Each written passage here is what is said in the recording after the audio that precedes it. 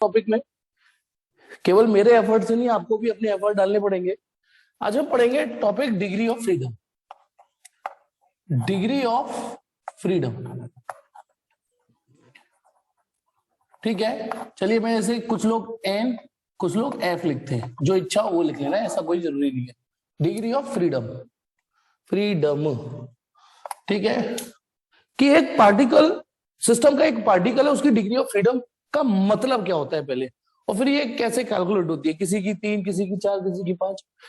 अभी आप एक काम करिए, जैसे सपोज करिए ये कोई एक कंटेनर है जिसमें कोई, इमेजिन करो, डाई एटॉमिक मॉलिक्यूल पड़ा हुआ है।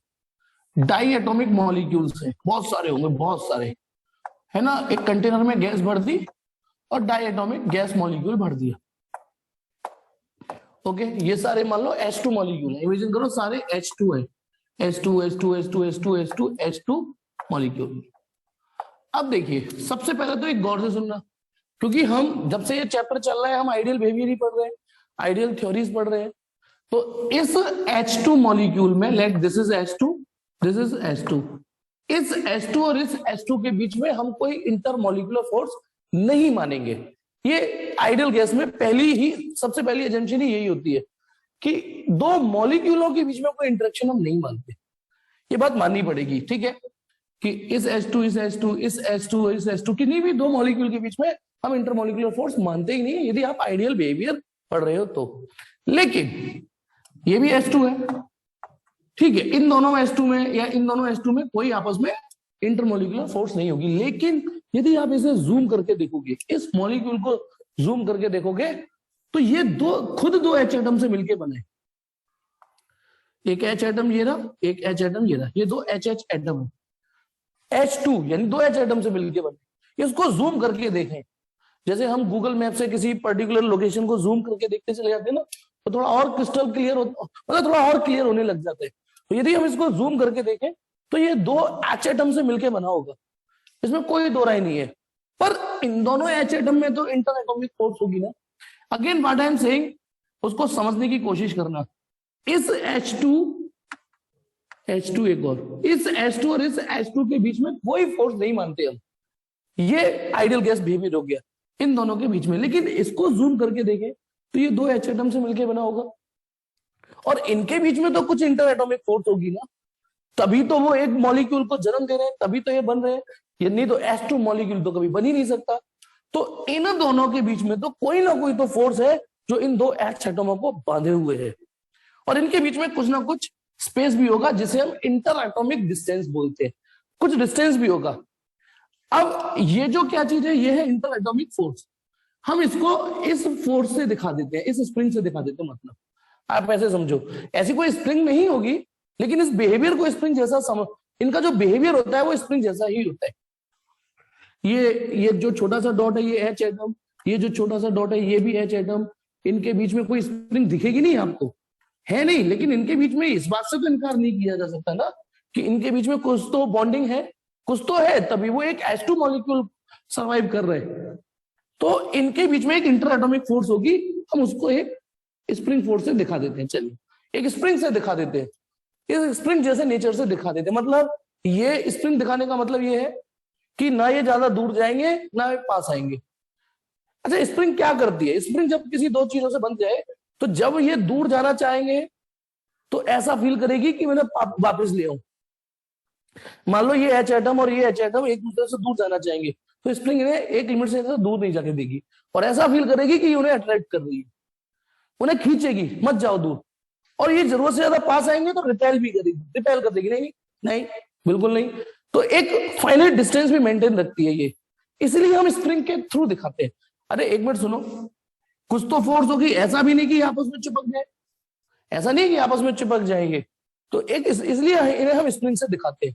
अच्छा, हम यदि इसको भी जूम करें तो एटम को जूम करोगे तो उसके अंदर हमें क्या मिलेगा? बोलो, न्यूक्लियस मिलेगा, इलेक्ट्रॉन घूमते हुए मिलेगा। न्यूक्लियस को जूम करें तो उसके अंदर न्यूट्रॉन प्रोटॉन मिलेंगे, मिलेंगे नहीं मिलेंगे, ये सब चीजें। तो वही चीज, तो अभी हम उससे ज्यादा जूम नहीं कर रहे, केवल यहीं पे आकर रोक लें। तो ये स्प्रिंग का मतलब ये है कि ये इन दोनों के बीच की एक इंटर एटॉमिक फोर्स दिखा रहा है। ओके, अभी इसको लेके ये समझ लिया। अब डिग्री ऑफ फ्रीडम का मतलब ये है कि एक सिस्टम का पार्टिकल, हम इसे पार्टिकल बोल रहे हैं, ये है पार्टिकल, सिस्टम का एक पार्टिकल, वो 2 H एटम से मिला है, इसको मैं पार्टिकल बोलने जा रहा हूं। Is it okay? इसको S2 मॉलिक्यूल को पार्टिकल। तो डिग्री ऑफ फ्रीडम का मतलब ये होता है कि एक पार्टिकल कितने इंडिपेंडेंट तरीके से काइनेटिक एनर्जी अचीव कर सकता है, कितने इंडिपेंडेंट तरीके से एनर्जी के टर्म आ सकते हैं। अब ये डेफिनेशन गई ऊपर से, आई नो पहली बार डेफिनेशन नहीं आती समझ में। अब देखिए मुझे ये बताइए, क्या ये जो मॉलिक्यूल है, इमेजिन करो ये जो है, ये जो टिप निकल रही है इधर, ये हल्का सा निकाल देता हूं, एक H एटम ये है और एक H एटम ये जो नीले रंग का सा दिख रहा है ना, इसे मान लेना, है ना, नीले रंग का सा जो दिख रहा है, एक काम करो फिर इस जैसा तो नीला नहीं दिखेगा, एक मिनट, एक नीले रंग की चौक है मेरे पास, ये हाँ ऐसे मान लेते, थोड़ा थोड़ा नीला तो है। एक H एटम ये रहा, एक H एटम ये रहा, एक H एटम ये रहा, एक H एटम ये रहा, और ये जो येलो कलर है इसे स्प्रिंग मान लेना, ठीक है, इसे स्प्रिंग मान लेना। अब मेरे को गौर से देखना ये मॉलिक्यूल कितने अंदाज से मूव कर सकते हैं। ऐसे हिल सकता है ना, ऐसे हिल सकता है, ऐसे हिल सकता है, ऐसे हिल सकता है, यानी काइनेटिक एनर्जी है इसमें। ऐसे रोटेट कर सकता है, यानी इसमें रोटेशनल काइनेटिक एनर्जी भी है, रोटेट कर सकता है ना, ऐसे भी रोटेट कर सकता है, ये है ना यार, रोटेशनल एनर्जी भी है। और क्योंकि ये आपस में बंधे हुए हैं तो ये वाइब्रेट भी कर सकते हैं। अच्छा, हालांकि जो वाइब्रेशन है ये थोड़ा हैवी टेम्परेचर पे होता है, करते तो ये हर टेम्परेचर पर है, हर टेम्परेचर पर वाइब्रेशन होते हैं, हर कोई वाइब्रेशन कर रहे हैं। ये जो बोर्ड है इसके मॉलिक्यूल्स भी वाइब्रेट कर रहे हैं थर्मल एनर्जी की वजह से, लेकिन नॉर्मली ये थर्मल एनर्जी इतनी नहीं होती कि इसे कंसीडर करें। लेकिन यदि इसको बहुत अच्छा खासा टेम्परेचर दे दूं तो ये ना वाइब्रेशन अच्छा खासा होने लग जाता है। यानी गौर से सुनना, ये मॉलिक्यूल, अच्छा पास लाके दिखाता हूं, ये इस तरीके से वाइब्रेट, यानी इनके बीच में वाइब्रेशंस भी होने लग जाते हैं। एक बार इसको डिवाइड करके ही पढ़ते हैं। देखिए सबसे पहले मैं वाइट चॉक कर देता हूं लिखने के लिए, क्योंकि वो थोड़ा विजिबल होती है। एक होती है translatory kinetic energy, translatory kinetic energy जिसका फॉर्मूला होता है हाफ mv²। ये पार्टिकल हाफ mv² परफॉर्म कर सकता है ना। दूसरा, पार्टिकल रोटेट भी कर सकता है, रोटेशनल काइनेटिक एनर्जी, और वो होती है half I⍵²। Is it okay? पहले आप ये देखिए सिस्टम में कितने कौन वाली मतलब किस किस तरीके से उसमें एनर्जी हो सकती है। और तीसरी उसमें हो सकती है वाइब्रेशनल एनर्जी। अब जैसे मैंने KE काइनेटिक एनर्जी को शॉर्ट में लिख दिया, वाइब्रेशन एनर्जी को शॉर्ट में लिख दिया। अच्छा, वाइब्रेशन एनर्जी है तो एक्चुअली वाइब्रेशन एनर्जी है तो उसको 2 पार्टों में तोड़ के पढ़ना पड़ता है ना। पहले तो बताओ वाइब्रेशन एनर्जी फील हो रही है ना, एक ये जो पार्टिकल है, ये जो है, इसको जूम करके देखो, ये अच्छा ऐसे ही देखिए इसको, ये इसको ऐसे ही फील करिए, ये ऐसे ऐसे हिल सकता है, इसका मतलब इसमें ट्रांसलेटरी काइनेटिक एनर्जी है। ये रोटेट कर सकता है, इसका मतलब इसमें रोटेशनल काइनेटिक एनर्जी भी है। और पार्टिकल ये वाइब्रेट भी कर सकते हैं, ये ऐसे करके वाइब्रेट भी कर सकते हैं, तो इसका मतलब इसमें वाइब्रेशन एनर्जी भी है। तो किसी भी सिस्टम के पार्टिकल 3 तरीके से उसमें एनर्जी हो सकती है। ये 3 तरीके की काइनेटिक एनर्जी हो सकती है, 3 तरीके से। अच्छा, काइनेटिक वर्ड भी हटा देते हैं, 3 तरीके से एनर्जी हो सकती है। अब आ जाइए फिर थोड़ा डिटेल में जानते हैं। ये जो काइनेटिक एनर्जी है इसकी, ये जो पार्टिकल है, ये एक्स एक्सिस के अलोंग भी चल सकता है, ये वाला पार्टिकल वाई एक्सिस के अलोंग भी चल सकता है और जेड एक्सिस के अलोंग भी चल सकता है, कोई मना थोड़ी नहीं है इसको। इस समय ये जो पार्टिकल है ये ऐसे भी जा सकता है, ऊपर भी जा सकता है और आगे भी जा सकता है। तो इसकी जो काइनेटिक एनर्जी है आप ऐसे पढ़ना चालू करिए, हाफ mv(x²), हाफ mvy² और हाफ mvz²। यानी काइनेटिक एनर्जी ट्रांसलेटरी, उसके तीनों कंपोनेंट एग्जिस्ट कर सकते हैं, इसमें कर सकते हैं। सकते क्यों लगा रहा हूं बताता हूं। अब जैसे सपोज करो ये पार्टिकल है, कंटेनर में बंद है, तो ये तीनों दिशाओं में मूव कर सकता है, एक्स में, वाई में, जेड में, ठीक है। आपने इसमें कोई रेस्ट्रिक्शंस नहीं लगाए तो तीनों दिशाओं में मूव कर सकता है ये। लेकिन सपोज करो एक मक्खी है ना, एक मक्खी है, उसको एक पाइप, ये रही पाइप, और उसमें मक्खी को डाल दूं, है ना, मक्खी को डाल दो, जस्ट मक्खी फिट हुई है उसमें। अब बताइए यदि मक्खी इस पाइप से बाहर है तो वो 3 डायमेंशनल मोशन कर सकती है, लेकिन यदि इस पाइप में डाल दूं और ये पाइप स्ट्रेट है तो बावजूद उसके कि उसकी एबिलिटी भले ही कुछ और है, लेकिन वो केवल 1 डायमेंशनल परफॉर्म ही कर सकती है। अब उसमें सिर्फ एक्स एक्सिस के अलोंग ही स्पीड होगी। क्या ये बात समझ में आई यहां तक? ये बताइए, यदि कोई पार्टिकल, अब देखो मैंने इसकी फ्रीडम घटा दी, नाउ अब ये फ्री नहीं है, इतनी फ्रीडम नहीं है, लेकिन मक्खी को बाहर निकाल दो, अब इसकी फ्रीडम कुछ और है, अब इसकी फ्रीडम कुछ और हो चुकी। अब इसकी डिग्री ऑफ फ्रीडम है 1 और इसकी डिग्री ऑफ फ्रीडम है 3। अभी अभी अभी सस्ते वाले में यदि किसी को मान लो किसी मक्खी को किसी पार्टिकल को ऐसी पाइप में बांध दूं तो हम बोलेंगे उसकी डिग्री ऑफ फ्रीडम एक ही, क्योंकि वो केवल एक ही दिशा में ट्रांसलेटरी काइनेटिक एनर्जी ले तो सकता है, लेकिन केवल एक ही तरफ। यदि किसी में दोनों कंपोनेंट मौजूद है, जैसे 2 डायमेंशन मोशन कर रहे हैं, तो हम बोलेंगे उसकी डिग्री ऑफ फ्रीडम 2 है। और यदि वो तीनों दिशाओं में कैपेबल है तो हम बोलेंगे उसमें तीनों डिग्री ऑफ फ्रीडम है ट्रांसलेटरी वाली। ट्रांसलेटरी तीनों पॉसिबल है। अब बताओ ये जो H2 मॉलिक्यूल है, ये जो H2 मॉलिक्यूल है जिसको हम जूम करके देखें तो ये जो मॉलिक्यूल है ये वाला, ये यहां रख दिया मैंने, है ना, यहाँ यही वाला, एक H एटम ये रहा और एक H एटम ये रहा। ये एक्स एक्सिस के अलोंग जा सकता है, वाई के अलोंग जा सकता है, जेड के अलोंग जा सकता है, तो इसको तो कोई रेस्ट्रिक्शंस नहीं लग रही। ठीक है, अब दूसरी बात करते हैं रोटेशनल काइनेटिक एनर्जी। तो हो सकता है उसमें रोटेशनल काइनेटिक एनर्जी भी हो सकता है। ठीक है, अब जैसे अब यदि रोटेशनल काइनेटिक एनर्जी होगी तो फॉर्मूला होगा हाफ आई ओमेगा स्क्वायर। ये भी 3 दिशाओं में हो सकता है भैया। Angular velocity half I omega square, half I omega square, half I omega square. बंदा एक्स एक्सिस के अलोंग भी घूम सकता है, उसकी एंगुलर वेलोसिटी एक्स एक्सिस के अबाउट भी हो सकती है, वाई के अबाउट भी हो सकती है, जेड के अबाउट भी हो सकती है। पहले एक चीज आपको याद है ना, omega X, omega Y, omega Z.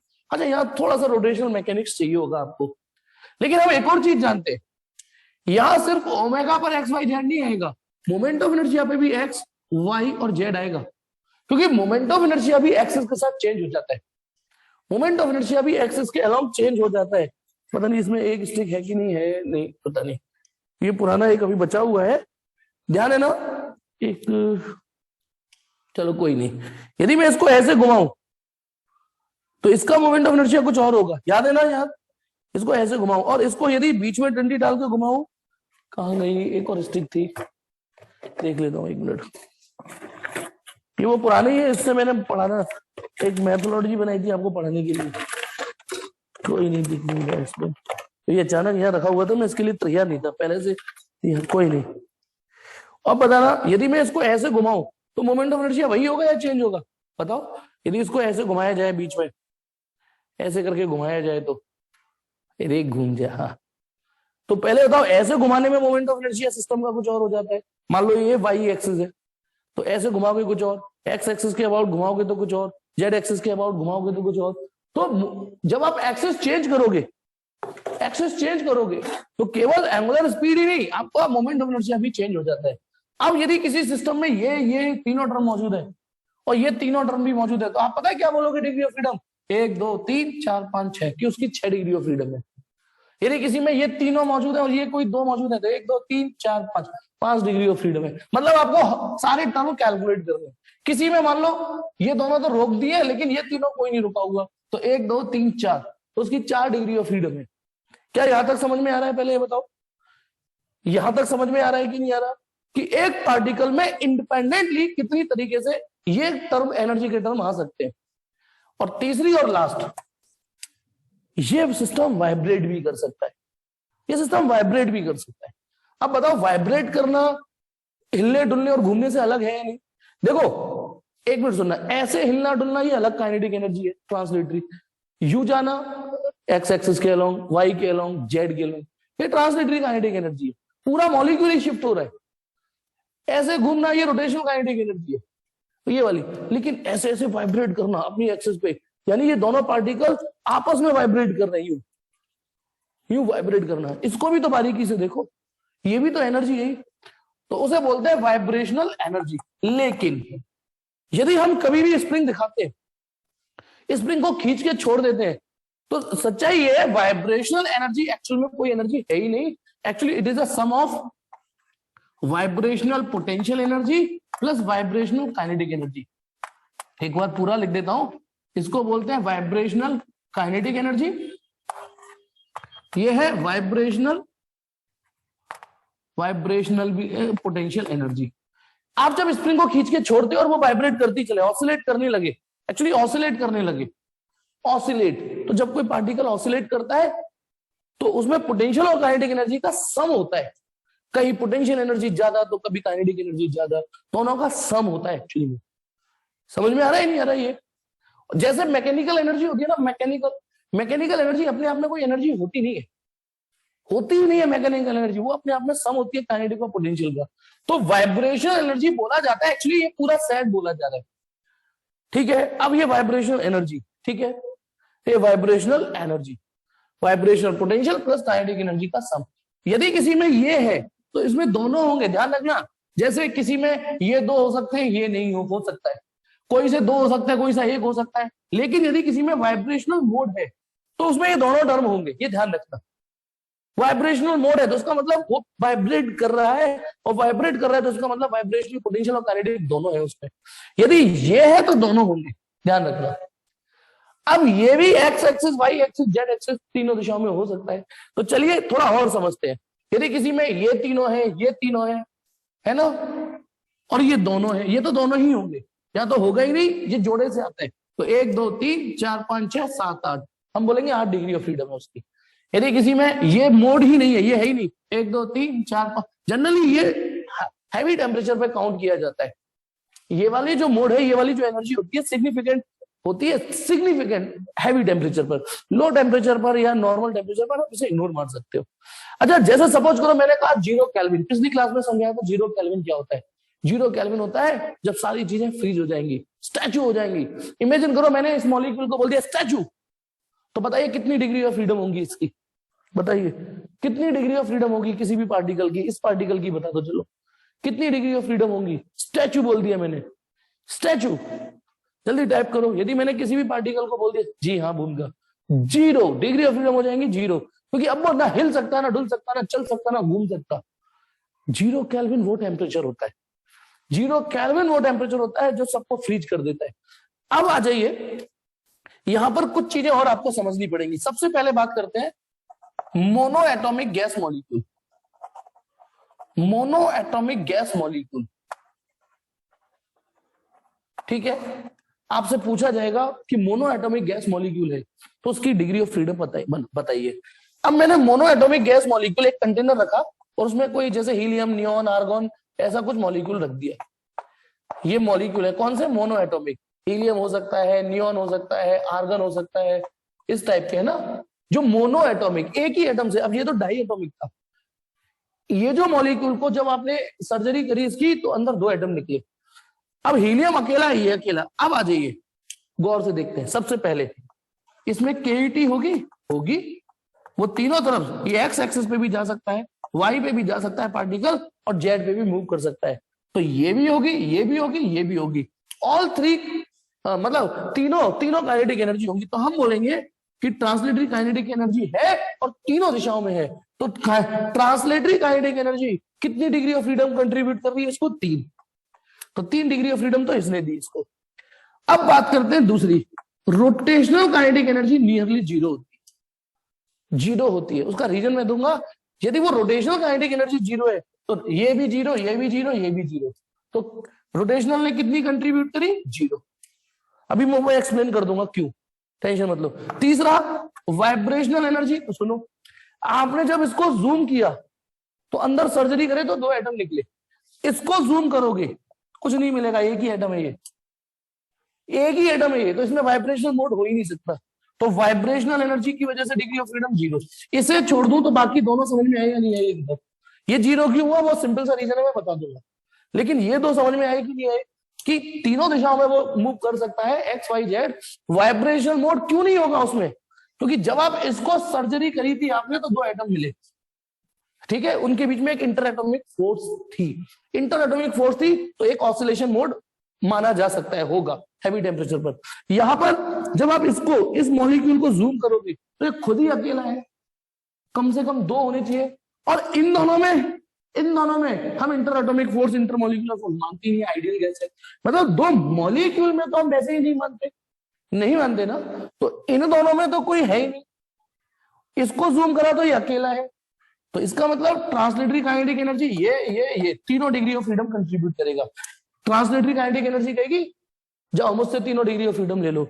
Vibrational mode कहेगा मैं कहां से दूं वाइब्रेशनल मोड, कहां से दूं, कुछ है ही नहीं, ये ही नहीं तो कुछ भी नहीं, ये है ही नहीं तो कुछ भी नहीं, तो 0। अब आपके दिमाग में ये डालना है कि सर रोटेशनल क्यों नहीं, रोटेट तो वो कर रहा है, लेकिन एक बात बताओ, हम मॉलिक्यूल का साइज क्या मानते हैं, पॉइंट साइज मानते हैं ना, मॉलिक्यूल का साइज पॉइंट साइज मानते हैं, मॉलिक्यूल का, ठीक है।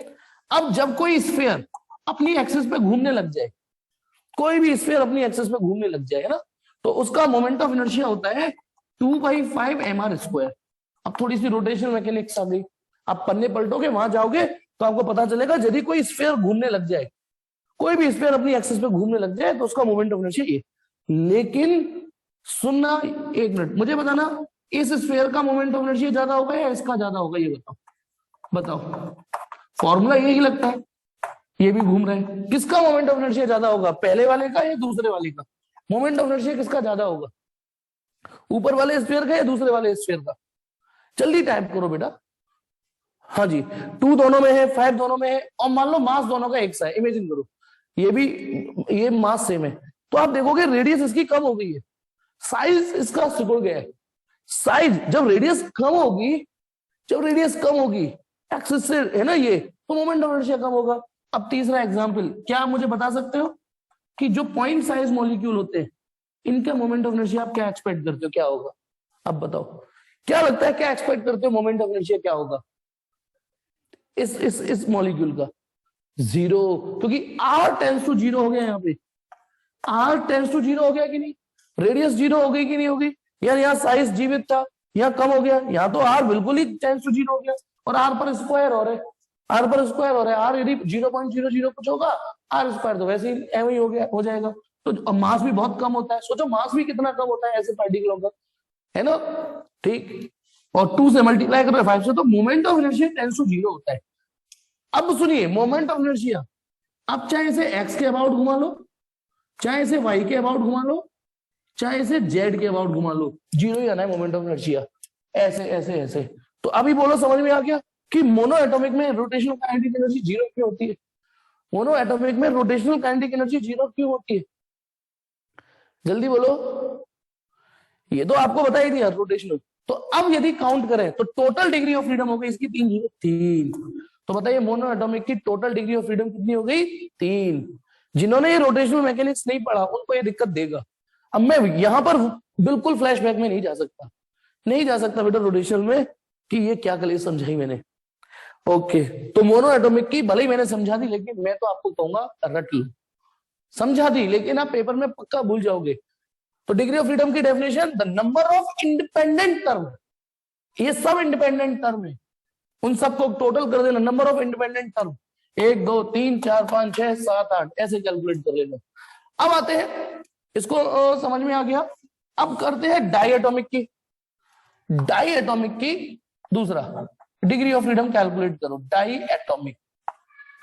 अब डायटोमिक की अभी मैं लो टेम्परेचर पे बात करूं, लो टेम्परेचर पर, तो बताओ ये डायटोमिक तो आपके सामने ही।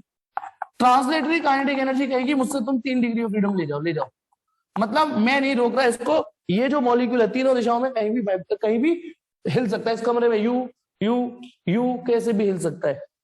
अब बात करते हैं रोटेशनल की, लेकिन तीसरा बताइए वाइब्रेशन एनर्जी, यदि मेरे से पढ़ रहे हो, ठीक से पढ़ रहे हो, तो मैंने क्या बताया था, लो टेम्परेचर पर ये वाइब्रेशन ज्यादा मायने नहीं रखता, लो टेम्परेचर पर तो वाइब्रेशन हो गया 0। अब रह गया ये बताता हूं कितना, ये एक्चुअली यदि ये डायटोमिक मॉलिक्यूल है, यदि ये डायटोमिक मॉलिक्यूल है तो नो डाउट ये वाले फार्मूला लगेगा, और डायटोमिक है तो पक्का इसका केवल पक्का इसमें से कोई एक टर्म 0 होने वाला है, कोई एक टर्म 0 होने वाला है, पक्की बात है, केवल कोई 2 टर्म ही जीवित रहेंगे, कोई भी 2। अब ये मैं समझा दूंगा क्यों, बस मुझे जैसे मैंने ये समझा दिया ये भी समझा दूंगा कि पक्का इसमें यदि ये डायटोमिक है, या तो इसकी मौत होनी है, या इसकी मौत होनी है, या इसकी मौत होनी है, किसी एक की मौत हो जानी है, मोमेंट ऑफ इनर्शिया मर जाता है, एक्चुअली खत्म हो जाता है, ठीक है, कोई एक, तो यानी केवल कोई 2 ही जीवित रहते हैं, तो टोटल डिग्री ऑफ फ्रीडम हो गई 5। और यदि ये हाई टेम्परेचर है, again I am repeating high, यदि ये हाई टेम्परेचर है, हाई, अभी मैं समझा दूंगा, टेंशन मत लो, ये कैसे हाई टेम्परेचर है, तो ये देगा 3, ये देगा 2, और वाइब्रेशनल मोड भी एक्टिव हो जाएगा, बट ये 3 ही होगा, ये 2 ही होगा, लेकिन ये जो वाइब्रेशनल मोड आपने 0 माना है, वाइब्रेशनल मोड, इसको वाइब्रेशनल मोड भी बोल सकते हो ना, ये एक्टिव हो जाएगा, इसका मतलब ये वाइब्रेट करेगा, वाइब्रेट करेगा तो इसका मतलब वाइब्रेशन पोटेंशियल और काइनेटिक दोनों आएंगी साथ में, दोनों आएंगी। तो टोटल हो गई डिग्री ऑफ फ्रीडम 7। कितनी हो गई? 7। तो मोनो एटॉमिक की 3, डाई एटॉमिक की लो टेम्परेचर पर 5, डाई एटॉमिक की हाई टेम्परेचर पर 7। आइए मैं ये एक्सप्लेन कर रहा हूं कि एक की मौत क्यों हो जाती है, फिर थोड़ा सा रोटेशनल मैकेनिक्स लगेगा। आइए मैं समझाता हूं, थोड़ा सा रोटेशनल मतलब लगेगा, मैं यहां बिठा देता हूं। जिसने रोटेशनल नहीं पढ़ा वो रट लेना, उनको समझ में तो आना नहीं है, सीरियसली बात। अब मुझे एक बात बताइए, जैसे ये कोई पार्टिकल है, दो मतलब, क्योंकि डायटोमिक पढ़ रहे हो तो इसमें एक एच एटम ये रहा, एक एच एटम ये रहा है ना। बताइए यदि मैं इसको सपोज करो ऐसे एक्सिस पे रख दूं, ये एक्स एक्सिस, ये वाई और ये जेड है ना, ऐसे रख दिया, ऐसे रख सकता हूं मैं? बताइए यदि मैंने इसे ऐसे घुमाया, आप ऐसे भी रख सकते हो, आपकी इच्छा है, जैसे आपको कंफर्टेबल लगे। ये रहा H atom, H H H H, आप ऐसे भी रख सकते हो। आप ओरिजिन यहां भी मान सकते हो, ओरिजिन ये एक्स एक्सिस, ये वाई एक्सिस, जैसे भी आप कंफर्टेबल हो वैसे समझा दूं, कोई फर्क नहीं पड़ना। ये अच्छा लग रहा है, ऐसे समझा देता हूं मैं, चलो ऐसे ही समझा देते हैं, ठीक है। उसमें तो एक चालाकी और थी, मतलब वो स्मार्टनेस थी, पर कोई नहीं, इससे समझ लेते हैं। बताइए यदि मैं इसको ऐसे घुमाऊं, तो इसका मतलब फील करिए, इसका मतलब वाई एक्सिस के अबाउट घुमाऊं, ऐसे घुमा रहा हूं मैं इसको, ऐसे। ये हो गई वाई एक्सिस, ये हो गई वाई एक्सिस पे।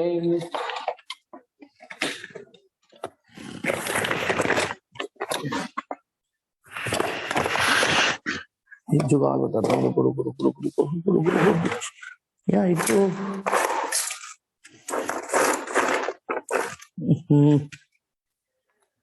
चलो कोई नहीं, ऐसे देख लो, ये घूम रहा है, तो बताना एक्सिस क्या है हमारी। मतलब आप एक काम करो, एक एच एटम यहां मान लो, एक एच एटम यहां मान लो, ऐसे घुमा रहा हूं, इसका मतलब ऐसे घुमा रहा हूं, तो इसका मतलब ये वाई एक्सिस के अबाउट घूम रहे हैं ना, ये बात मानते हो? ये वाई एक्सिस के अबाउट घूम रहे हैं ना ऐसे।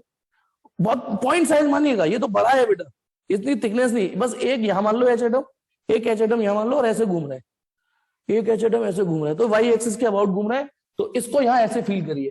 अब मोमेंट ऑफ इनर्शिया निकालिए, I Y, I Y, moment of inertia about Y axis, क्योंकि वाई के अबाउट घुमा रहा हूं मैं, तो बताना एम एच, इस एच एटम का मास, ये वाली डिस्टेंस आर स्क्वायर, प्लस इसका mass M H R square, जो भी डिस्टेंस है। आपको ध्यान है m1 r1 square, m2 r2 square, ये फॉर्मूला था यदि सिस्टम में दो पार्टिकल हो तो। क्या ये समझ में आया कि नहीं? यदि ये एच एटम, ये H2 मॉलिक्यूल ऐसे घूमने लग जाए, ऐसे घूमने लग जाए, तो इसका moment of inertia m1 r1 square, m2 r2 square होगा। और यदि ये ऐसे भी तो घूम सकता है, ऐसे यूं, अब ये थोड़ा सा ऐसे मान लेना, ये अब ये किस एक्सिस के अबाउट घूम रहा है बताओ, जल्दी बताओ, थोड़ा टेढ़ा कर लेता हूं, किस एक्सिस के अबाउट घूम रहा है ये? अब ये वाई एक्सिस के अबाउट घूम रहा था, पॉसिबल है कि ये ऐसे घूमने लग जाए। अब ये जेड एक्सिस के अबाउट घूम रहा है, अब ये जेड एक्सिस हो गई ना, जेड एक्सिस, ठीक। तो बताना m इंटू दिस डिस्टेंस का स्क्वायर, m जो यहां पर h एटम है, इंटू दिस डिस्टेंस का स्क्वायर। तो जब ये ऐसे घुमाऊंगा तो ऐसे दिखाऊंगा, मतलब जो मैं यहां दिखा रहा हूं ना डेमो करके, ये जो डेमो करके दिखा रहा हूं यूं करके, वो फिगर में ऐसे बनाना पड़ता है कि ये यदि ऐसे घूमने लग जाए तो आई जेड कितना हो जाएगा, m1 r1 square, m2 r2 square. अब बात करते हैं आई एक्स, यानी अब ऐसे घुमाना है इसे। अब आई एक्स घुमाना, देखें ऐसे घुमा रहा हूं, अब इसे ऐसे घुमा रहा हूं, तो अब आप बताइए यदि ऐसे घुमाऊंगा तो इस एटम का मास कितना है, m1, ये अपनी एक्सिस से कितनी दूरी पर है बताओ, चलो। मोमेंट ऑफ इनर्शिया जो जानता है वो बताएगा, वो बता भी देगा जिसने ढंग से पढ़ा है। अब ये कितनी दूरी पर है, ये अपनी एक्सिस से, जब ये वाई पे घूम रहा था ना, ये ठीक भूमिका, वेरी गुड, एक ही बंदा ने पढ़ा है वही जवाब दे रहा है बस। ये रहा हमारे पास, जब ऐसे घूम रहा था ना m1 r1, तो m1 r1 square, m2 r2 square, axis से दूरी। जब वो यूं घूम रहा था, जेड एक्सिस के अबाउट ऐसे घूम रहा था, यूं यूं, ठीक, तो m1 z1 स्क्वायर ऐसे करके ये। अब जब वो उसी एक्सिस पे घूम रहा है तो ये तो एक्स एक्सिस पर ही पड़ा हुए हैं, तो m1 0 का स्क्वायर, m2 0 का स्क्वायर। तो आपने देखा ये पूरा 0 हो गया moment of inertia Ix।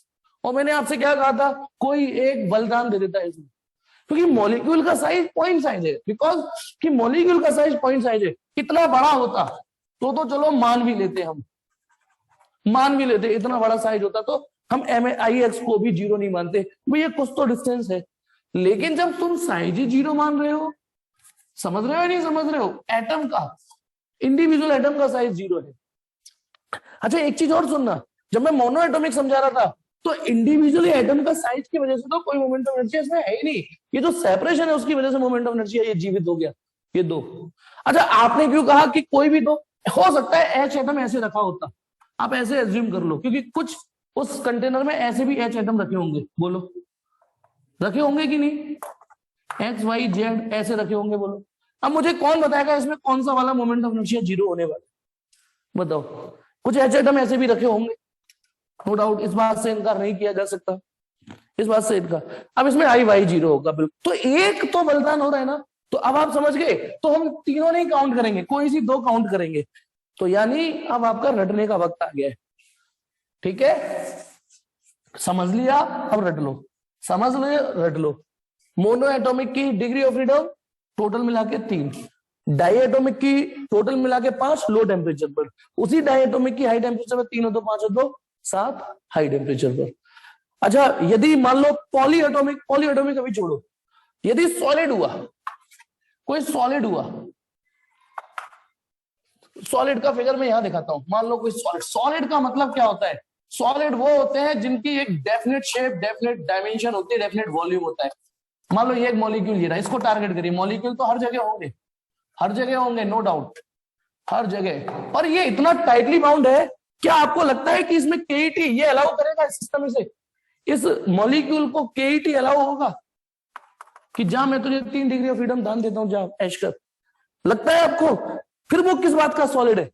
Solid नहीं छोड़ते अपनी जगह को, मेरी बात समझना चालू हुआ ही नहीं हुआ, डिग्री ऑफ फ्रीडम समझ रहे होगे। अब सॉलिड का मॉलिक्यूल की बात आ रही है, ये स्वतंत्र नहीं है, गैस मॉलिक्यूल तो यहां छोड़ोगे वहां मिल जाएगा आपको, घूमता रहेगा, है ना, गैस मॉलिक्यूल, लेकिन ये तो लॉक कर दिया, तो केईटी 0, केईआर 0, केईआर 0, लेकिन हाँ वाइब्रेशनल मोड इसमें जीवित रहता है, वाइब्रेशन तो हर कोई कर रहा है। अब वाइब्रेशन कैसे करेगा प्लीज देखिएगा, this is X axis, this is Y axis, this is Z axis. अब ये ऐसे समझो, इसका इंटरेक्शन इस मॉलिक्यूल के साथ भी है, इस मॉलिक्यूल के साथ भी है, इसका इसके साथ भी है ना, इसका इंटरेक्शन वाई एक्सिस के साथ, तो एक स्प्रिंग फोर्स यहां पे भी दिखानी पड़ेगी, एक ये तो पता है इसका वाइब्रेशन बड़ा कॉम्प्लिकेटेड होगा, हमें हालांकि इतना कॉम्प्लिकेटेड नहीं पड़ना, लेकिन इतना फील करना, ये जो मॉलिक्यूल है ये भी इसको अपनी तरफ वाइब्रेशन मोड कराएगा, ये भी वाई, तो इसका मतलब इसमें 3 वाइब्रेशन मोड है, एक्स के अलोंग, वाई के अलोंग और जेड के अलोंग। ये समझ में आया कि नहीं आया? आपको ये मानना पड़ेगा कि ये 3 दिशाओं में हिल रहा होगा, ऐसे ऐसे ऐसे, ये भी, ये जो मॉलिक्यूल है वो भी इससे इंटरेक्शन बना रहा है, ये भी, ये भी, ये। तो ये सॉलिड जो है इसमें तीनों दिशाओं में वाइब्रेशन मोड है, एक्स वाई जेड, और एक वाइब्रेशन मोड मतलब ये पूरी पेयर की एनर्जी, एक वाइब्रेशन मोड माने 2 degree of freedom, 2 2 4 2 6 degree of freedom होगी। जो लोग ऐसे नहीं समझे, बेटा वाइब्रेशन मोड इस पेयर को लिखने का एक सस्ता तरीका होता है, इस पूरे पेयर को एक जगह लिख देना, है ना, इस पूरे पेयर को एक बार में लिखना। एक्चुअल में वाइब्रेशन एनर्जी अलोंग एक्स का मतलब है vibrational potential plus vibrational kinetic along x, ऐसे इसको लिख देना, अलोंग वाई ऐसे इसको लिख देना। अब बताओ कितनी डिग्री ऑफ फ्रीडम हुई, सॉलिड की कितनी डिग्री ऑफ फ्रीडम हो गई, काउंट करके बताइए, सॉलिड कितनी डिग्री ऑफ फ्रीडम कितनी हुई, एक मॉलिक्यूल, वो भी एक मॉलिक्यूल की, एक मॉलिक्यूल की डिग्री ऑफ फ्रीडम हो गई 6, यहां से कुछ नहीं आया, यहां से कुछ नहीं आया, 1 2 3, या तो यूं बोलिए इसमें 3 वाइब्रेशनल मोड है, या तो ये बोलिए इसमें 3 वाइब्रेशनल मोड है, या ये बोलिए एक वाइब्रेशनल मोड का मतलब 2 डिग्री ऑफ फ्रीडम, तो 6 डिग्री ऑफ फ्रीडम हो गई। ये मैं मान लेता हूं आपने रट लिया, ठीक है, स्क्रीनशॉट ले लीजिए, 3 5 7 6। अब आ जाओ डिग्री ऑफ फ्रीडम, चलो इतना इंपॉर्टेंट नहीं था, अब जो पढ़ाने जा रहा हूं वो बहुत इंपॉर्टेंट और बहुत आसान है। उसमें इतनी मेहनत नहीं लगेगी आपके सर, मेरी मतलब, वो तो बहुत आसान है। ठीक है, हेडिंग और इंपॉर्टेंट भी है, ऐसा कम मिलता है ना कॉम्बिनेशन कि इंपॉर्टेंट हो और आसान हो, मतलब जो इंपॉर्टेंट होता है वो आसान नहीं निकलता। ठीक, तो हमारा टॉपिक है अगला, law of equi partition of energy. Law of equi partition of energy बहुत इंपॉर्टेंट है, बहुत आसान है, लुल्लू टॉपिक है। Law of equi partition of energy, law of equi partition, equi partition बराबर पार्टीशन करना। घर में यदि केक आई है, मान लो इमेजिन करो, और जो भी केक लाए, मान लो पापा केक लाए और सबको बराबर प्यार करते हैं तो बराबर बांटते हैं, ऐसा नहीं किसी को कम ज्यादा किसी को, है ना। तो वही इक्वी पार्टीशन एनर्जी। पहली बात, ये जो लॉ लगेगा वो एट थर्मल इक्विलिब्रियम लगेगा। आपका सिस्टम थर्मल इक्विलिब्रियम में होना चाहिए, कोई प्रोसेस नहीं चलनी चाहिए, पहली शर्त, एट थर्मल इक्विलिब्रियम ये लॉ लगेगा। थर्मल इक्विलिब्रियम हम थर्मोडायनेमिक्स में पढ़ चुके हैं। फिर ये क्या है, सिंपल, जैसे सुनिए, ये कोई चैम्बर है, कंटेनर है, और इसमें कई सारे मॉलिक्यूल हैं, वो मोनो एटॉमिक भी हो सकते हैं, वो डाई एटॉमिक भी हो सकते हैं। डाई एटॉमिक लो टेम्परेचर पे भी हो सकता है, हाई टेम्परेचर पे भी हो सकता है ना, कुछ भी हो सकता है। वैसे आपके में सवाल मोनो और डाई का ही आएगा, मोनो और डाई एटॉमिक का, सॉलिड का भी नहीं आएगा। यू कैन इतना ट्रस्ट कर सकते हो, मतलब मेरा एक्सपीरियंस कहता है एग्जाम। ठीक है, ये कोई भी मॉलिक्यूल हो सकता है। तो law of equipartition of energy क्या कहता है, पहले जो मतलब की बात है वो बता देता हूं, फिर वो जो लैंग्वेज है उसे लपेट दूंगा, है नहीं। वो ये कि इसके पास, ये जो मॉलिक्यूल है इसके पास कितनी भी डिग्री ऑफ फ्रीडम हो सकती है, इसके पास 3 हो सकती है, हो सकती है ना। यदि ये मोनो एटॉमिक है तो 3 डिग्री ऑफ फ्रीडम होंगी, 1 2 3। ओके, यदि इसमें डाई एटॉमिक है, इमेजिन करो ये मैंने मिक्सचर डाल दिया, मैंने इसमें मिक्सचर डाल दिया तो कुछ डाई एटॉमिक, तो इसमें 5 डिग्री ऑफ फ्रीडम होंगी नहीं होंगी 5। अच्छा एक काम करता हूं, मिक्सचर नहीं डाल रहा हूं, ये मोनो एटॉमिक गैस है। अब मान लो ये डाई एटॉमिक गैस है, थोड़ा छोटा बना देता हूं, ये डाई एटॉमिक है। Okay, diatomic at low temperature, diatomic low temperature, ये रही डाई एटॉमिक गैस, थोड़ा है ना, ये हाई टेम्परेचर है, डाई एटॉमिक तो है, हाई टेम्परेचर है। ओके, तो भगवान ने एक रूल दिया, ऐसे भी थोड़ा छोटे जैसा है ना, ये इन्हीं से समझ जाओगे। इसके पास कितनी डिग्री ऑफ फ्रीडम होगी, मैंने ऐसा करके बता दिया कि 3 डिग्री ऑफ फ्रीडम है इसके पास। इसके पास कितनी डिग्री ऑफ फ्रीडम होगी, 5, 1 2 3 4 5, ऐसे मान लो, वैसे ही दिखा दिया है 5 है नहीं, ऐसा कुछ है नहीं। इसके पास कितनी होंगी, 7, 1 2 3 4 5 6 7। जैसे व्हाइट लाइट होती है ना, दिखती नहीं है, उसके अंदर 7 कलर होते हैं, प्रिज्म में डालो तो सारे 7 कलर बाहर दिखते हैं, ऐसे समझो। कहने को व्हाइट लाइट है लेकिन उसके अंदर 7 कलर समेटे हुए। कहने को ये आपको एक मॉलिक्यूल दिख रहा है लेकिन इसके अंदर 3 डिग्री ऑफ फ्रीडम है, इसके अंदर 5 है, इसके अंदर 7 है। तो सुनिए क्या कहता है, law of equipartition of energy.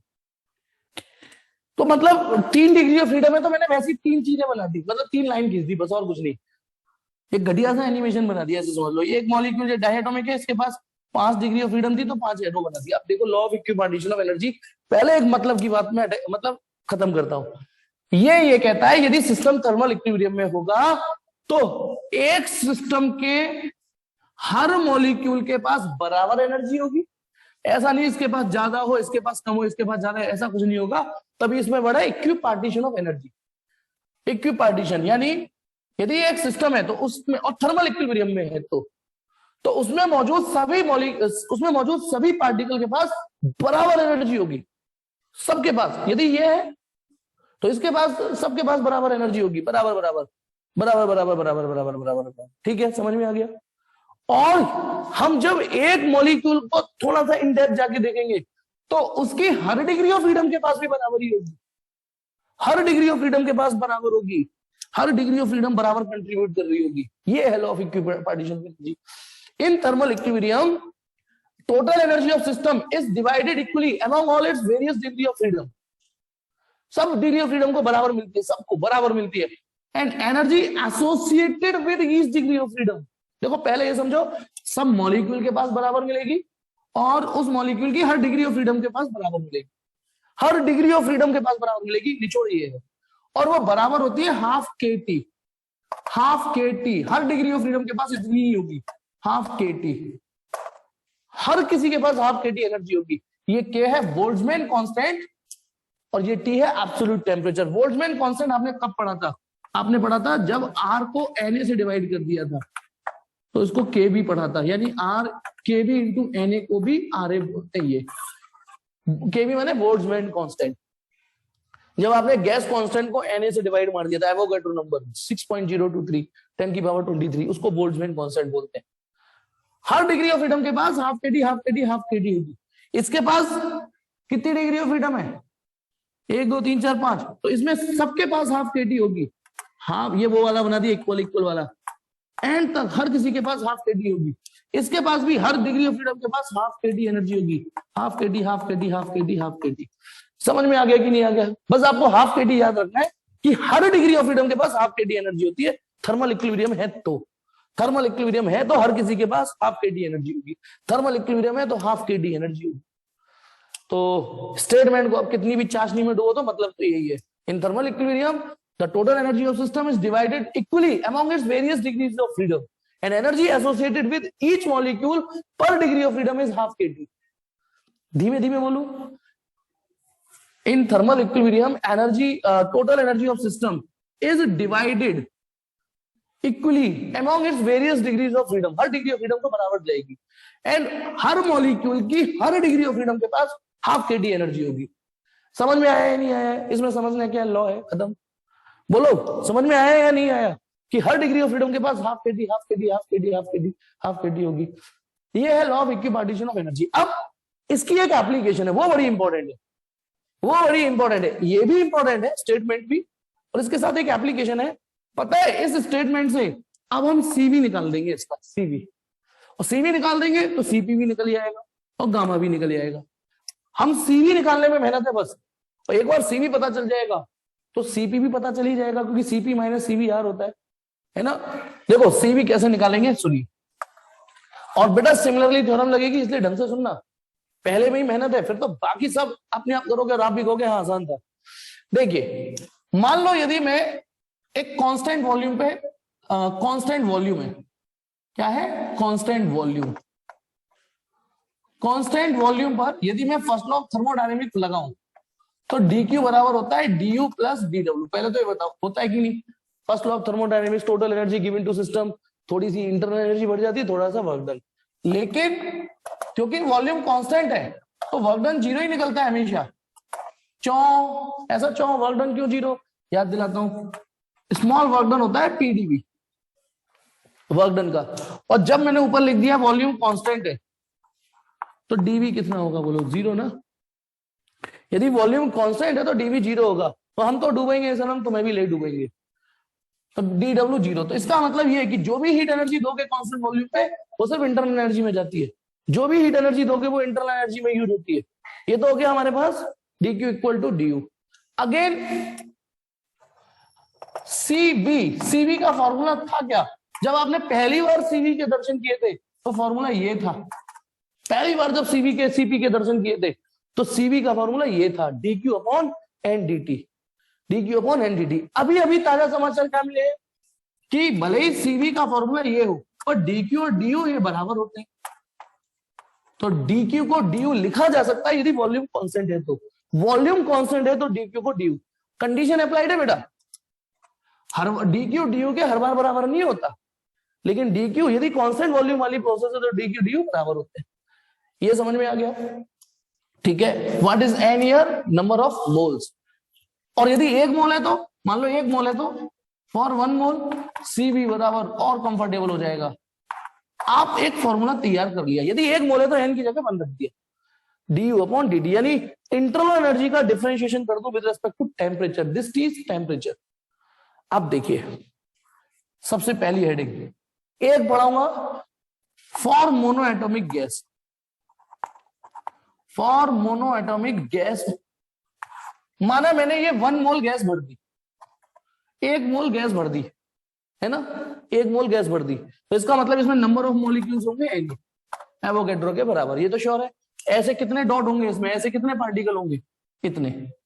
अब बताइए एनर्जी एसोसिएटेड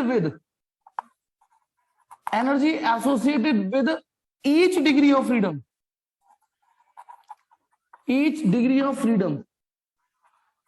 वो कितनी होती है? Half kBT। ये बात हमें किसने बताई? Law of equipartition of energy ने। Law of equipartition of energy ने बताई कि हर डिग्री ऑफ फ्रीडम के पास इतनी एनर्जी है। ये कहते हैं ना इतना खजाना है वहां पे, तो इतनी एनर्जी है हर डिग्री ऑफ फ्रीडम के बाद। Energy associated with each degree of freedom. ठीक है, अब बताना degree of freedom of one molecule कितनी हुई? कितनी डिग्री ऑफ फ्रीडम होती है? 3। यहां पर देखो ये मोनो एटॉमिक है, मोनो एटॉमिक की डिग्री ऑफ फ्रीडम थी 3, याद करो।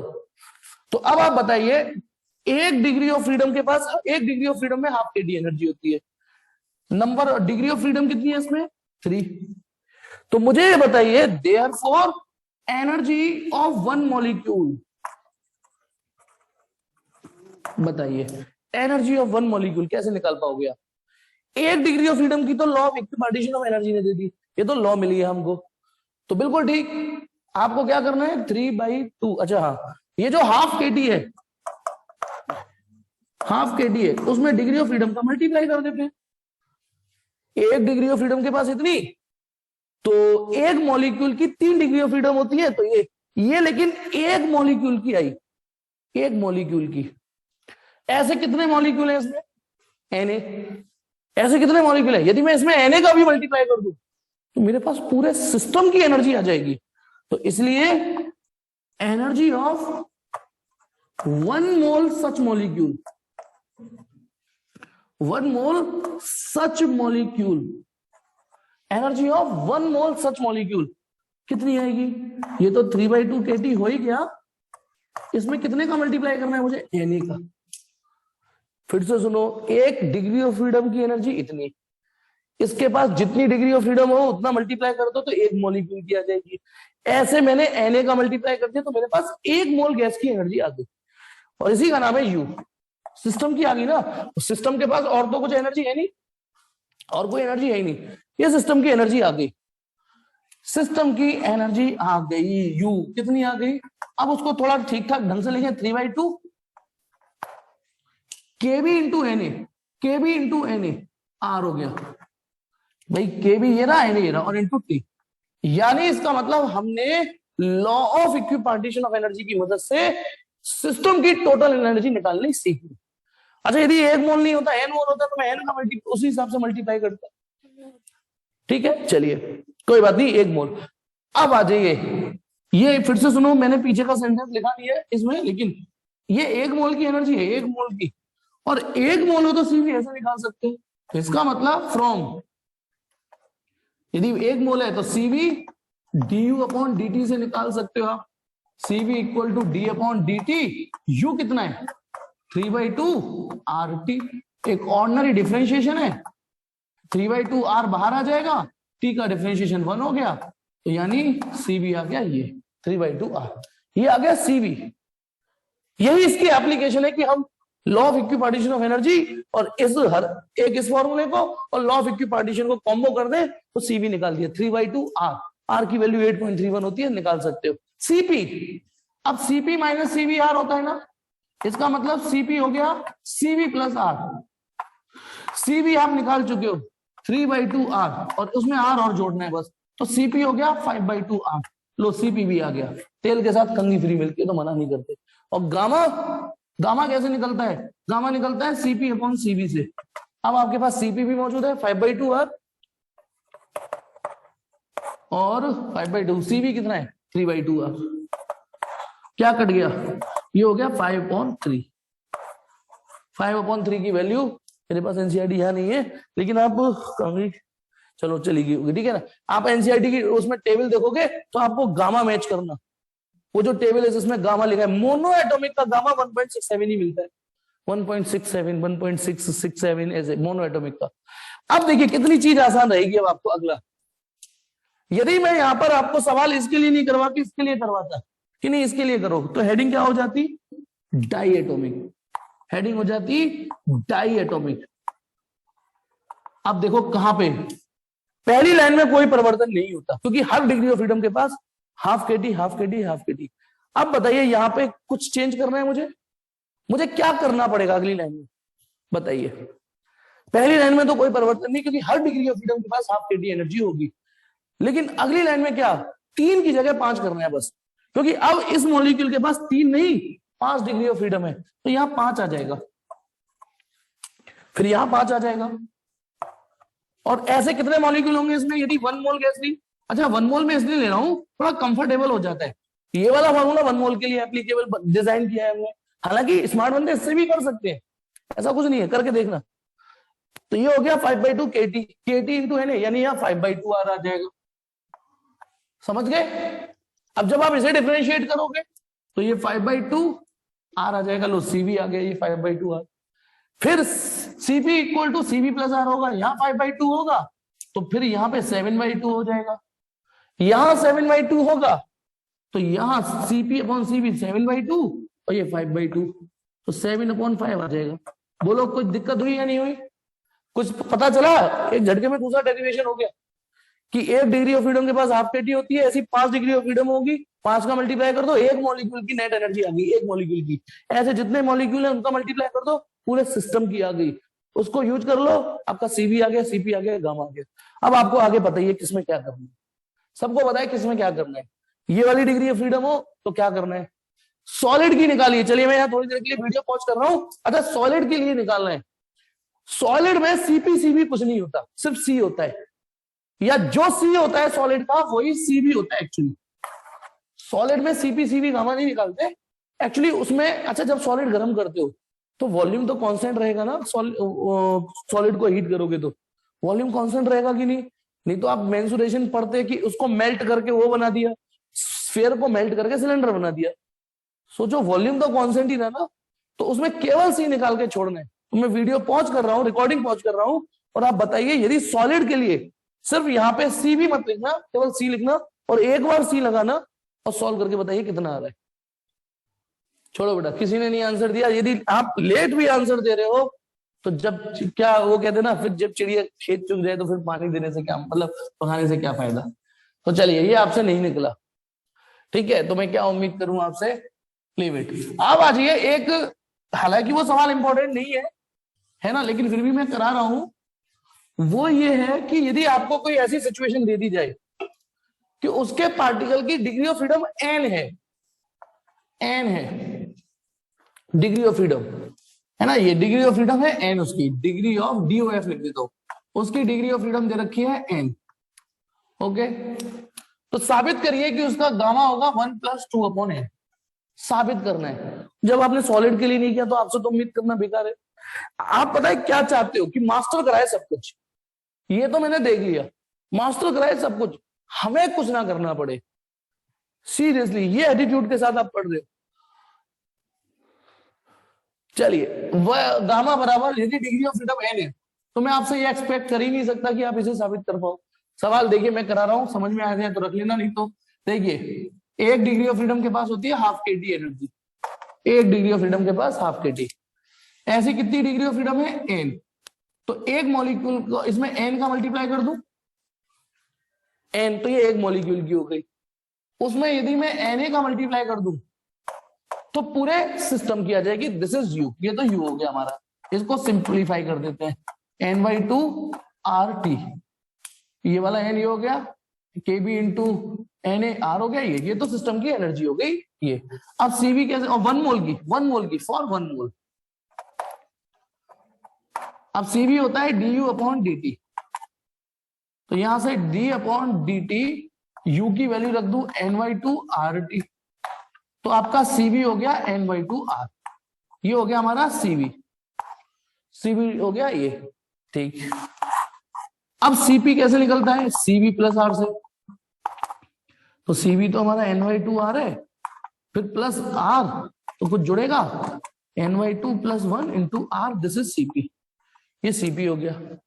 अब गामा हमको साबित करना है, तो देखो गामा इक्वल टू होता है Cp/Cv, Cp की वैल्यू n/2 + 1 × R और Cv की वैल्यू ny2 इंटू आर से तो आर उड़ गया, तो गामा हो गया ny, देखो एलसीएम लो इसका, तो n plus 2 upon 2 upon n upon 2, 2 से 2 कट गया, तो ये रह गया n प्लस 2 अपॉन n, उसको सेपरेटली लिख दो 1 plus 2 upon n, hence prove. ये प्रूव करने का क्वेश्चन था, ये इसका स्क्रीनशॉट मार लीजिए, ठीक है, क्योंकि नोट्स में केवल क्वेश्चन लिख रहा है, आंसर नहीं लिख रहा, और आपको अभी मैंने देख लिया, चेक कर लिया कि आप करने के, आप केवल सिलेबस काटने के या वैसे मूड में हो जबरदस्ती, यही शायद ये तो नियत नहीं है आपकी। तो टॉपिक है हमारा, यदि इसके लिए तीसरी मीटिंग की जरूरत पड़ सकती है तो आना, थोड़ी देर के लिए आना है ना। टॉपिक है हमारा mean free path. Mean free path क्या चीज है? बहुत आसान टॉपिक है, देखिए आसान ही है बेटा। यदि कोई पार्टिकल है सिस्टम में, ठीक है, ये चल रहा है, आगे जाके इसके अकेला थोड़ी नहीं होगा, कई सारे होंगे इसमें पार्टिकल, कई सारे, ठीक है, कई सारे होंगे। अब सपोज करो ये चल रहा है, अब आगे जाके जब चलेगा तो टक्कर भी होगी ना इसकी, यूं चला यहां से, है ना, ये टक्कर हुई इसकी, टक्कर होने के बाद उसका हो सकता है पाथ बदल जाए, हो सकता है सिर्फ इतना, पहले तो इतना लंबा चल लिया, फिर इतना ही चला, फिर टक्कर हो गई। इसको कौन जज कर सकता है, गैस कर सकता है? कोई नहीं कर सकता। टक्कर होने के बाद वो इतना इधर आ गया, फिर ऐसे आ गया, फिर इतना लंबा चला, फिर इतना चला, ऐसे चला, तो पहले तो ये ट्रैक उसका समझ में आया नहीं आया, आपको ये बताओ? इसे कोई नहीं जज कर सकता कि अब वो टक्कर मार के कहां जाएगा। तो दो, ये क्या था? कोलिजन। ये क्या था? कोलिजन। ये क्या था? कोलिजन। जहां पे मैंने एरो एंड किया है ना, जहां पर ये एरो एंड कर देता हूं, एक काम करता हूं, जहां एरो एंड किया है मैंने, वहां मान लेना वहां कोलिजन हो गया उसका, वहां उसका कोलिजन हो गया, जहां एरो एंड किया, यानी इस पॉइंट पर, यहाँ पर कोई और मॉलिक्यूल रहा होगा, यहाँ पर मॉलिक्यूल उसी से टक्कर हुई होगी, तो जब कोलिजन हुआ उसकी टक्कर लगी, चोट लगी, लेकिन दो कोलिजन के बीच में तो वो फ्री चला ना, दो कोलिजन के बीच में तो वो स्ट्रेट लाइन चला, तो जो वो जितना चला उसको फ्री पाथ बोलते हैं। जैसे यहां से यहां तक इस कोलिजन और इस कोलिजन के बीच में वो फ्री रहा, इस कोलिजन और इस कोलिजन के बीच में वो फ्रीली चलता रहा, तो इसको फ्री पाथ बोलते हैं, इसको फ्री पाथ बोलते हैं। ये भी फ्री पाथ है, ये भी फ्री पाथ है, फ्री फ्री। यू फ्री चला, इतना लंबा खेला, फिर आउट हो गया, अगली बार सिर्फ इतना खेला, आउट हो गया, अगली बार इतना खेला, आउट हो गया, खेला आउट हो गया, इस बार शतक मार दिया, ऐसे। तो जैसे कोई बल्लेबाज होता है, कभी कुछ रन बनाता है, कभी कुछ रन बनाता है, कभी अच्छा खेल जाता है, तो ये फ्री पाथ है। अब ये क्योंकि काइनेटिक थ्योरी पढ़ रहे हैं, इसमें परफेक्ट कुछ है ही नहीं, हम इसको एवरेज करके पढ़ेंगे, है ना, क्योंकि एक्यूरेट तो कुछ हो ही नहीं सकता इसमें। तो यदि मैं इस पाथ को x1 बोल दूं, इस वाले को x2 बोल दूं, कुछ में λ1 भी बोलते हैं, मैंने x बोल दिया, कुछ लोग, मोस्ट ऑफ द बुक में लैम्डा भी है, मतलब ठीक है लैम्डा, मैं तो x ही बोलता हूँ, x2 x3 x4 x5 x6 x7, okay, मैंने और भी हो सकते हैं, है नहीं। तो यदि मैं इन सभी फ्री पाथ के x1 x2 x3 और xn, इन सबको जोड़ के n से डिवाइड कर दूं, इसको देखो, ये है free path, this is another free path, another free path, free path, free path, free path, और इन सबका एवरेज निकाल दो, तो इसे मीन फ्री पाथ बोलते हैं। विराट कोहली ने कभी 33 रन बनाए, कभी 50 रन बनाए, कभी शतक मारा, उनका एवरेज निकाल दिया, भैया एवरेज में इतने बनाता है, ठीक है। अभी टेम्परेचर बढ़ा दूंगा, तर कोलिजन बढ़ जाएंगे, साइज बढ़ा दूंगा, अच्छा सोचो, ये कई चीजों फैक्टरों पर डिपेंड करता है। टेम्परेचर बढ़ा दूंगा तो और कोलिजन बढ़ेंगे, क्योंकि इनमें वाइब्रेशन एनर्जी और थर्मल एनर्जी खूब बढ़ जाएगी, रैंडमनेस बढ़ जाएगी। मॉलिक्यूल का साइज बढ़ा दूं, सोचो ये तो छोटे छोटे मॉलिक्यूल है, यदि यही मॉलिक्यूल बड़े बड़े हो जाए तो और ज्यादा कोलिजन होंगे। तो ये हो गया हमारे पास मीन फ्री पाथ। अच्छा एक वर्ड और है, पर उसका कोई खास यूज नहीं है, यहां से यहां तक जो चला वो फ्री पाथ है, यहां से यहां तक की जो लेंथ है वो फ्री पाथ कहलाती है, लेंथ जिसकी डायमेंशन होगी L। लेकिन यहां से यहां तक जो उसे टाइम मिला, उसको थोड़ी देर रिलैक्स रहा, वो उसको रिलैक्सेशन टाइम बोलते हैं। मतलब ऐसे यदि यहां से यहां तक के टाइम को T1 फिर अगले टाइम को T2, इन सब का एवरेज निकाल दूं, तो उसको एवरेज रिलैक्सेशन टाइम बोलते हैं। लेकिन इसकी जरूरत नहीं है आपको, लेकिन वर्ड समझ लो, यहां से यहां तक की पाथ लेंथ को फ्री पाथ, और यहां से यहां तक की टाइम गैप को रिलैक्सेशन टाइम। ये दोनों शब्द समझ में आ गए कि नहीं आ गए? Free path, relaxation time, mean free path, average relaxation, average free path या एवरेज रिलैक्सेशन टाइम, ठीक है। अब यहां पर एक स्मार्टनेस हम ऐड करेंगे, बताना, गौर से सुनना, मैंने यहां पर 7 पाथ दिखाए हैं, सपोज करो यहां से स्टार्ट करते हैं ना, यहां से टक पहला कोलिजन, मतलब यहां पे भी कोलिजन ही हुआ होगा, लेकिन यहां से हमने सपोज करो स्टॉप वॉच स्टार्ट कर दी, स्टॉप वॉच स्टार्ट करिए यहां से, स्टार्ट ओ टक पहला कोलिजन, टक दूसरा कोलिजन, तीसरा, चौथा, पांचवा, छठा और यहाँ खत्म सातवां। कितने कोलिजन है यहाँ पे बताओ इस समय फिगर में? भले ही मैंने यहाँ लिख दिया लेकिन फिगर में कितने दिखाए? 7। फिगर में दिखाए मैंने 7 कोलिजन। एक बार देखिए, टक पहला, दूसरा, तीसरा, चौथा, पांचवा, छठा और ये सातवां। और फिगर में कितने एक्स दिखाए हैं? 7। x1, x2, x3, x4, x5, x6। तो गौर से सुनना, यदि इन सभी डिस्टेंसों को जोड़ रहे होते इसका मतलब ये है टोटल डिस्टेंस ट्रेवल्ड। न्यूमरेटर में क्या चीज है? Total distance travelled. डिस्टेंस है, डिस्प्लेसमेंट नहीं है। बताओ टोटल डिस्टेंस ट्रेवल्ड, यदि आपकी बाइक ऐसे ऐसे चलती है तो इतना डिस्टेंस चलती है। न्यूमरेटर समझ में आ गया? और ये क्या चीज है बेटा यहां पर? ये क्या चीज है? इसको आप यहां नंबर ऑफ कोलिजन्स भी बोल सकते हो। काउंट करो, 7 है तो नंबर ऑफ, बिल्कुल ठीक, नंबर ऑफ कोलिजन्स भी है ये। 1 2 3 जितने कोलिजन्स है ये। तो हम मीन फ्री पाथ के लिए ये आइडिया, ये अप्रोच यूज करेंगे। अभी डेरिवेशन शुरू करूंगा तो मीन फ्री पाथ के लिए ये अप्रोच यूज करेंगे। Total distance travelled upon number of collisions. Total distance मतलब उतनी डिस्टेंस, जितनी डिस्टेंस उसने चली है, तो उस डिस्टेंस में उसको कितने कोलिजन सफर करने पड़े। ठीक है, अब मैं जो डेरिवेशन स्टार्ट कर रहा हूं वो देखिए। उससे पहले एक फिजिकल क्वांटिटी से दोस्ती करिए।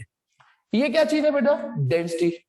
एक्चुअली ये मास डेंसिटी है, मास पर यूनिट वॉल्यूम। समझ में आ गया? मास पर यूनिट वॉल्यूम। ऐसी एक फिजिकल क्वांटिटी होती है स्मॉल एन, इसको बोलने जा रहा हूं मैं नंबर डेंसिटी। ये नंबर डेंसिटी क्या चीज होती है? जैसे मास density, mass per unit volume होता है ना, नंबर डेंसिटी होती है number of molecules per unit volume. इस फिजिकल क्वांटिटी से दोस्ती करिए। और 12th में तो बड़ा काम में आने वाला है ये नंबर डेंसिटी। एक आप हो सकता है पहली बार पढ़ रहे हो, लेकिन ये सस्ता, मतलब ये एवरेज चलता फिरता फिजिकल क्वांटिटी नहीं है। स्मॉल एन से रिप्रेजेंट करते हैं इसको जनरली, नंबर डेंसिटी। ठीक है, इस वाले को फिर कुछ और लिख दो, है ना? ये small N, number density, number of molecules per unit volume. Mass density, mass per unit volume. अच्छा, इसका फायदा क्या है? यदि मैं वॉल्यूम को इधर ले जाऊं, मुझे किसी की डेंसिटी और वॉल्यूम पता हो तो मास निकल जाता है। यदि मुझे किसी की डेंसिटी और किसी का वॉल्यूम पता है तो मास पता चल जाएगा। इसमें क्या है, यदि मुझे एन पता है और वॉल्यूम पता है तो नंबर ऑफ मॉलिक्यूल्स पता चल जाते हैं। बस वॉल्यूम को इधर ले जाना है ना, वॉल्यूम को इधर ले जाना है, नंबर डेंसिटी। एक काम करते हैं, एन यहां लिख देता हूं ये। ठीक है, वो एन को मैंने यहां से ये। अब देखिए, सपोज करिए, इमेजिन करिए कि मैं थोड़ा सा जो मॉलिक्यूल है ना, इसका थोड़ा साइज बना रहा हूं। ये एक मॉलिक्यूल है, इसका डायमीटर ले लेते हैं, ये मॉलिक्यूल है। अब यार मेरे यहां पर थोड़ा सा कोशिश करूंगा 3D बन जाए, तो नहीं बने तो समझना। फिर भी ये एक मॉलिक्यूल है ना, है तो स्फेरिकल, लेकिन मैं उसको साइड से दिखाना चाह रहा हूं। चलो ऐसे बना ही देता हूं स्फेरिकल। बताओ कितना डायमीटर ले लूं? थोड़ा बड़ा बनाओ, ये लो, ये डी डायमीटर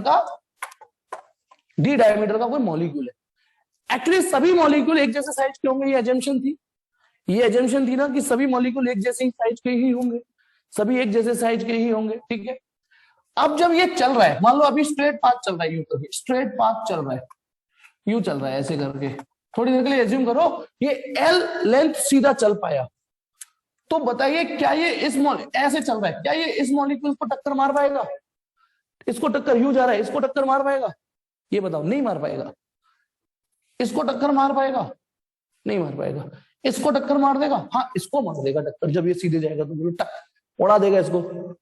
यानी इसका मतलब ये हर उस मॉलिक्यूल को टक्कर मार सकता है। ये देखिए, सभी मॉलिक्यूल एक जैसे हैं, जिसको भी इसने लगभग छू लिया तो हम मानेंगे उसे टच कर दिया, उसको टक्कर मार दी। ये देखिए, मेरी बात को बहुत सिंपल तरीके से समझना, कॉम्प्लिकेट मत बनाना मेरे। ठीक है, मैं कोशिश तो आइडेंटिकल बनाने की कर रहा हूं, बड़ा दिल रखना, सब आइडेंटिकल है। तो ये मॉलिक्यूल इस मॉलिक्यूल को, हाँ, इसको टच भी कर दिया, छू भी लिया, तो हम मान लेंगे इससे टच हो गया, इससे कोलिजन हो गया। यदि ये थोड़ा सा भी हल्का सा ऊपर रख दूं, फिर कैसे कोलिजन कर पाएगा इससे? नहीं कर पाएगा ना। हाँ, इसके नीचे रख दू तो कोलिजन मार देगा इसको। ऐसे इधर देखिए, इसको कोलिजन मार पाएगा। क्लियर है? तो अब बताइए, मुझे ये बताइए, इतना फिगर समझ में आ गया कि ये इन मॉलिक्यूल, इस मॉलिक्यूल, ये वाला जो मॉलिक्यूल है, अच्छा इसको अंडर इन्वेस्टिगेशन रखोगे थोड़ी देर के लिए। ये मान लो मैंने एक भगवान से शक्ति ले ली है, सबको रोक दिया है, सिर्फ ये चल रहा है। थोड़ी देर के लिए मान लो एक एजम्पशन कि सबको रोक दिया, ये चल रहा है, ताकि आप समझ अच्छे से पाओ, ताकि आप समझ अच्छे से पाओ है नहीं, कि सब रोक दिए, ये चल रहा है, इमेजिन करो। तो बताओ, ये बात समझ में आ गई कि ये इससे तो टक्कर मार लेगा, लेकिन ये इससे टक्कर नहीं मार पाएगा यदि ये सीधा चल लिया तो।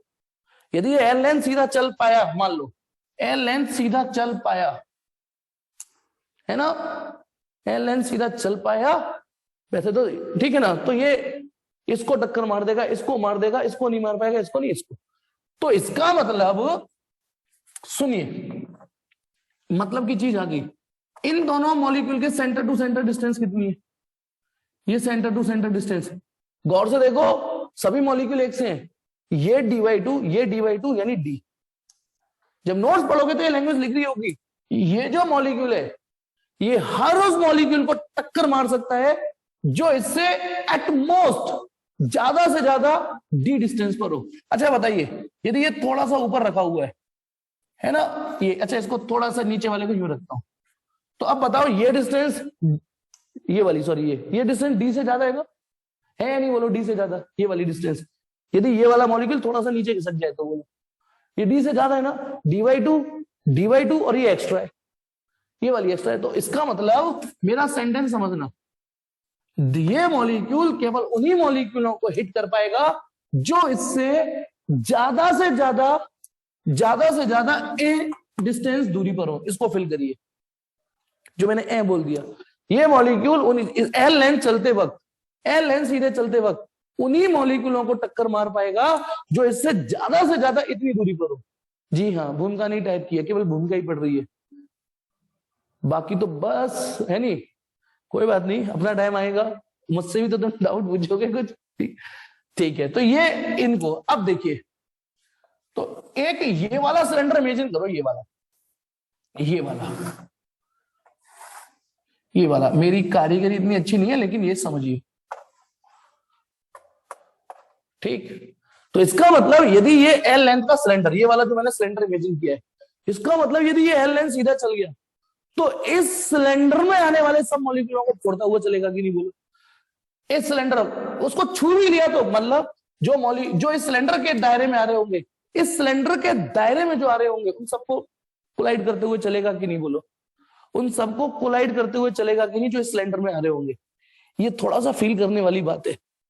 यानी इस डायमीटर की रेंज में जो आ रहे होंगे उन सबको फोड़ता चलेगा, इतनी डायमीटर की रेंज में।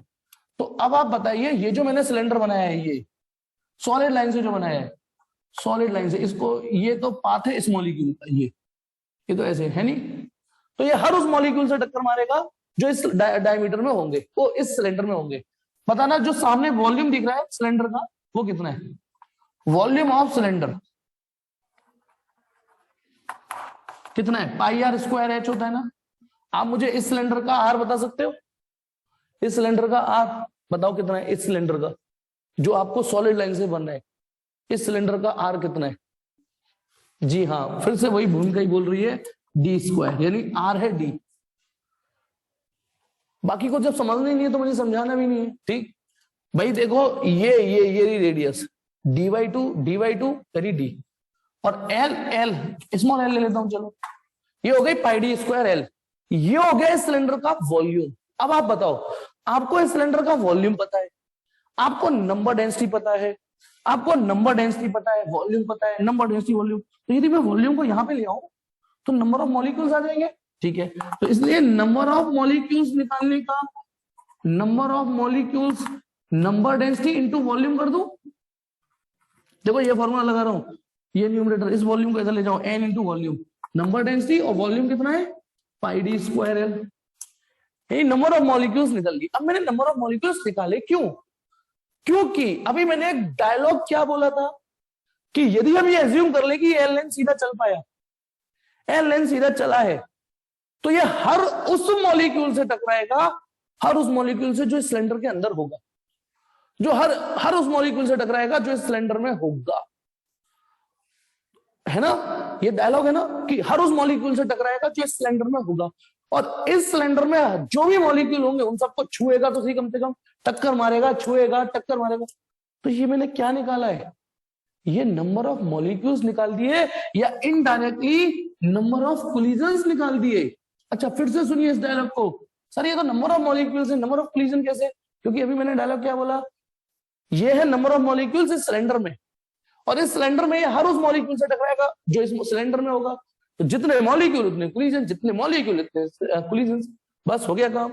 अब बताइए ये वाला फॉर्मूला, ये x bar mean free path, mean free path मतलब उसने कितनी डिस्टेंस चली, कितनी डिस्टेंस चल गया molecule U, straight U L, और number of collision, number of collision, number of molecule N pi D square L, L से एल कट गया, तो आपका जो मीन फ्री पाथ आया है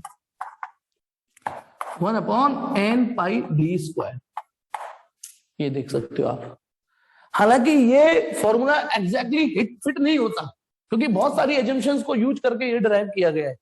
ये हमारा थ्योरेटिकल फॉर्मूला है, थ्योरेटिकल, प्रैक्टिकली मैच नहीं करता, प्रैक्टिकली आइडियल गैस का भी ग्राफ मैच नहीं करता।